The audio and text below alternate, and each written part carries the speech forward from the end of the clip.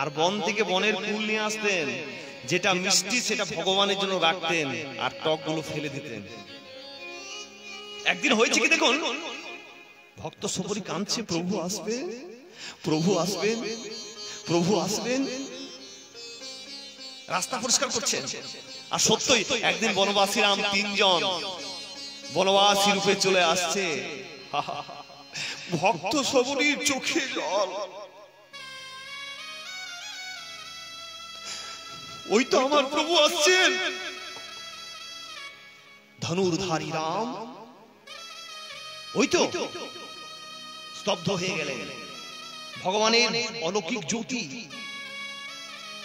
ভগবানকে যারা দর্শন করেছেন দেহটা স্তম্ভ হয়ে গেছে। চোখের জলে নিজের চুল দিয়ে রাস্তা পরিষ্কার করতে করতে ওই চাটাইটি তৈরি হয়ে গেছে। আর প্রভু শ্রী রামচন্দ্র আসছে, বলছে সবরী আমি কোথায় বসবো? প্রভু, প্রভু আপনি এসেছেন? এই তো এই তো এই তো আমি কুশের চাটাইটি তৈরি করেছি আপনার জন্য, আপনি বসবেন বলে।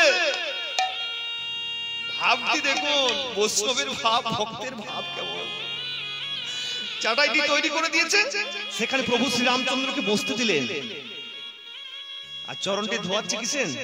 চোখের জলে, জলে চোখের জলে চরণ দুটো ধৌত করে দিলেন।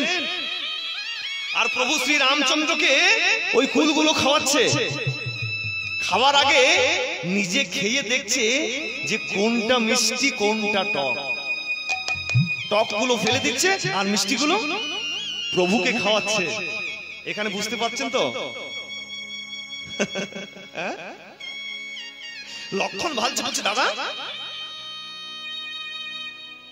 আমরা হলাম রঘুকুল বংশের, আমরা রাজ্য বংশের ছেলে, রাজপুত্র, আর তুমি একটা নিচ বংশের সবর জাতির কন্যা, খাত থেকে এঠো খাচ্ছ তুমি।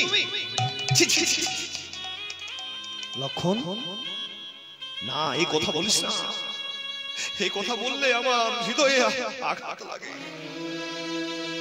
ওরে আমি যে কোনো জাতির বিচার করি না,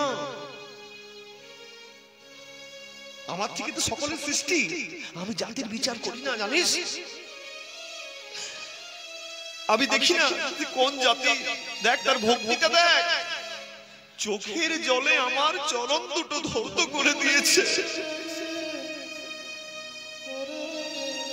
আরে ভগবান গীতায় যে বলেছেন, বলেননি চতুর্বর্ণং ময়া সৃষ্টং গুণ কর্ম বিভাগস্য।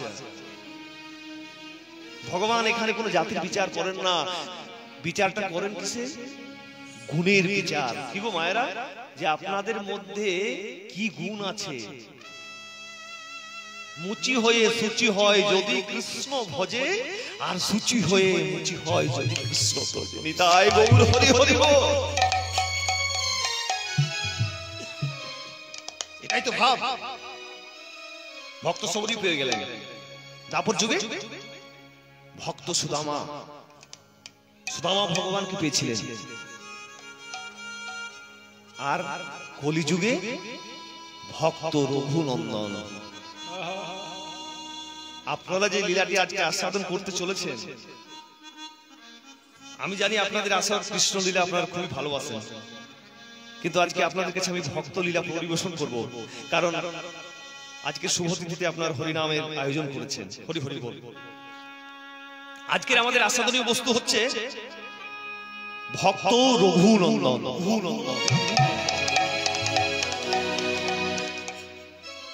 এই রঘুনন্দন পূর্বজন্মে তিনি কে ছিলেন? আস্তে,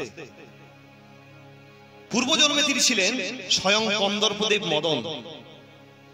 আপনারা রাসলীলা আস্বাদন করেন, একটা গুরুত্বপূর্ণ পদাবলী আমরা গাই না, হেরত রাতি ঐছন ভাতি শ্যাম মোহন মদনে মাতি। হ্যাঁ গো, তারপরে মদন কোথায় গেল আমরা কোনো খোঁজ রেখেছি কি? ওগো মায়েরা, মদন বাঁচলো না মরলো খোঁজ তো রাখতে হবে। এই দেখুন ভক্ত আসছে কেমন ভাবে কলিযুগে। দাপর যুগে ভগবান শ্রীকৃষ্ণ রাসলীলায় মত্ত আছেন, রাসলীলা করছেন। আর এদিকে হয়েছে কি, মদন বলছে তার স্ত্রী রতিকে, রতি কি হয়েছে স্বামী? রতি তোমার 5টি বাণ আমাকে দেবে। 5টি বাণ। এই 5টি বাণ নিয়ে আপনি কি করবেন? বলছে আমি দিগ্বিজয়ী হব। বলছে বাবা, দিগ্বিজয়ী, ঠিক আছে 5টি বাণ আমি দিলাম তোমাকে। 5টি বাণ কি কি? মদন, মাদন, স্তম্ভন, শোষণ আর মোহন। 5টি বাণ নিয়ে এবার মদন ছুটতে ছুটতে কোথায় যাচ্ছে? দিগ্বিজয়ী হবে। 5টি বাণকে নিক্ষেপ করেছে ব্রহ্মার কাছে।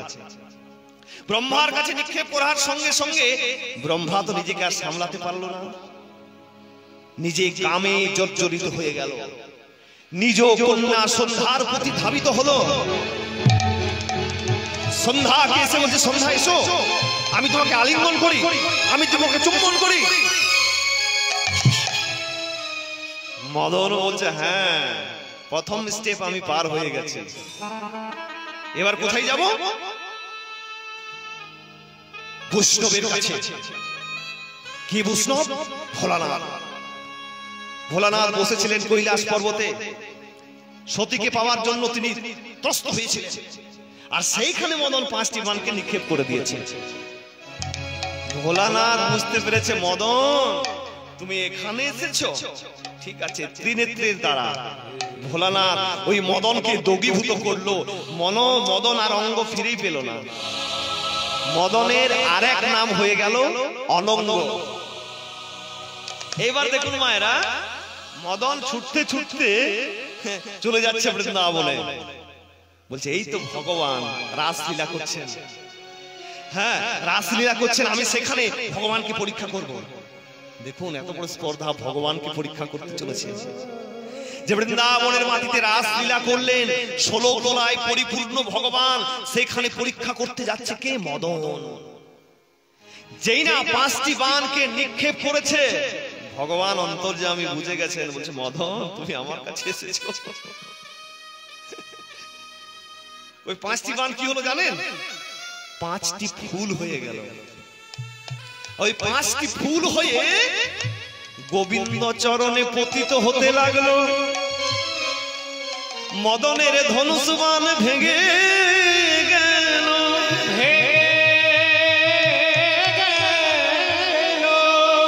আর মদনের ধনুষ বাণ চলছে না। চলবে কি করে? ভগবানকে পরীক্ষা করতে এসেছে।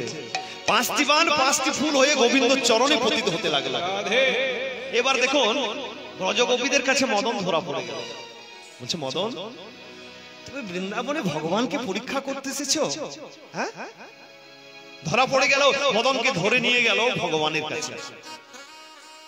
ভগবান বলছে মদন তুমি এখানে এসেছো আমাকে পরীক্ষা করতে, এত বড় তোমার স্পর্ধা, এবার তো তুমি নিজে স্বীকার করো যে আমি পরাজিত। মদন বলছে হ্যাঁ প্রভু, আমি তো স্বীকার করলাম পরাজিত। তাহলে তো তোমাকে শাস্তি পেতে হবে, তুমি ভুল কাজ করেছো। বলছে ভুল কাজ? আমি ভুল কাজ করেছি? বলছে হ্যাঁ, তুমি আমাকে পরীক্ষা করতে এসেছো, তুমি ভুল কাজ করোনি? বলছে না, আমি কোনো ভুল কাজ করিনি। আপনি আমাকে কি দিয়েছেন বলুন তো? আপনি আমাকে দিয়েছেন ধনুষ বাণ, আপনি আমাকে দিয়েছেন হিংসা। আমার কাছে যেটা আছে আপনি তো সেটাই পাবেন। হ্যাঁ গো, সাপের মুখে যদি অমৃত খুঁজেন পাবেন কি? হ্যাঁ, তাকে তো বিষ দিয়েছে, দংশন করলেই তো বিষ ঢালবে। প্রভু আপনি আমাকে কি দিয়েছেন? আপনি আমাকে দিয়েছেন ধনুষ বাণ, আপনি আমাকে দিয়েছেন হিংসা। আমি ওই ধনুষ বাণ দিয়ে, আমি ওই হিংসা দিয়ে আপনার সেবা করলাম। ঠাকুর মদন কাঁদছে। মদন কাঁদতে কাঁদতে ভগবান চরণে বলছে প্রভু, প্রভু আমি ধনুষ বাণ দিয়ে, এই হিংসা দিয়ে তোমার সেবা করলাম, কিন্তু জানেন প্রভু এই জন্মে আমার সেবা পূর্ণ হলো না। আপনি তো ভক্তের ভগবান, আপনি আমায় আশীর্বাদ করবেন, আগত যুগে যেন আমি আপনার সেবা করতে পারি, আগত যুগে যেন আপনার আমি নাম করতে পারি। অন্তর্যামী ভগবান সকলের মনোবাসনা পূর্ণ করেন। ভগবান কৃষ্ণচন্দ্র সেখান থেকে মদনকে আশীর্বাদ করলো, মদন আমি তোকে আশীর্বাদ করলাম, আগত কলিযুগে তুই আমার শ্রেষ্ঠ ভক্ত হবি, তোর নাম হবে ভক্ত রঘুনন্দন। হৃদয় গৌর হরি হরি বল। ভক্তমন্ডলী, ভক্তিমতী মায়ের আজকে লীলা শুনতে বসেছে, খুবই ভালো লাগছে। আমরা যখন এলাম অনেক ভক্তের সেবা হলো, কারণ কলিযুগের সেবাই হচ্ছে পরম ধর্ম। সেবা করুন, আগে আগে ভোজনটা করুন, তারপরে তো ভজন হবে। নিতাই গৌর হরি বল। আজ পেটে যদি ভোজন না থাকে বাবা, তাহলে ভজনে আর মন বসবে না। খালি পেটে কি আর ভালো লাগে? নিতাই গৌর হরি হরি বল। বৃন্দাবনে যদি যান, বৃন্দাবনে হচ্ছে সেবাই ধর্ম। তাহলে দাপর যুগের মদন হয়ে গেলেন কলিযুগে ভক্ত রঘুনন্দন। তার বাবার নাম হচ্ছে মুকুন্দ কবিরাজ, মায়ের নাম হচ্ছে অনক্তা দেবী। জন্মটি কেমন ভাবে হয়েছিল জানেন না? মহাপ্রভুর চর্বিত তাম্বুল খেয়ে, চিবানো পান খেয়ে। লীলার মধ্যে এক একটা করে আমরা জানতে পারবো। আজকে দেখুন, আমাদেরকে একটু যেতে হবে কোথায়? বর্ধমান জেলার শ্রীখণ্ড গ্রামে। সেখানে হচ্ছে ভক্ত রঘুনন্দনের বাড়ি। ওগো মায়েরা, বাবার নাম কি বললাম? মুকুন্দ কবিরাজ, আর মায়ের নাম হচ্ছে অনক্তা দেবী। আর এই রঘুনন্দনের জন্মটি হয়েছিল চিবানো পান খেয়ে, চর্বিত তাম্বুল খেয়ে। আজকে দেখুন, মহাপ্রভু আমার লীলা প্রকাশ করবেন বলে শ্রীবাস অঙ্গনে হরিনাম সংকীর্তন শুরু করেছেন। সমস্ত পার্শ্বগণকে সঙ্গে লয়ে মহাপ্রভু যখন হরিনাম করতেন না, আজানুলম্বিত ভোজ, সে হরিনামের সঙ্গে এখন তো আমরা কীর্তন করছি, অর্গান বাজছে, হারমোনিয়াম বাজছে, তখন কিন্তু সেটা ছিল না। বড় বড় খোল আর করতাল। সেই গৌর হরি আমার পার্শ্বগণকে সঙ্গে লয়ে নৃত্য করছে, হরিনাম করছে শ্রীবাস অঙ্গনে।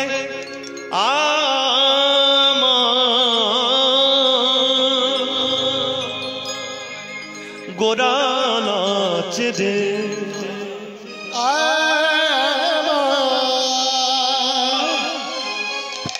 গোরা নাচে রে, কি বাসুর ধ্বনি তীরে তীর মহাবিলস, সমবয় বালক সঙ্গে। কি বাসুর ধ্বনি তীরে তীর মহাবিলস, সমবয় বালক সঙ্গে। সুরধ্বনি তীরে তীর মহাবিলস, সমবয় বালক সঙ্গে নাচে।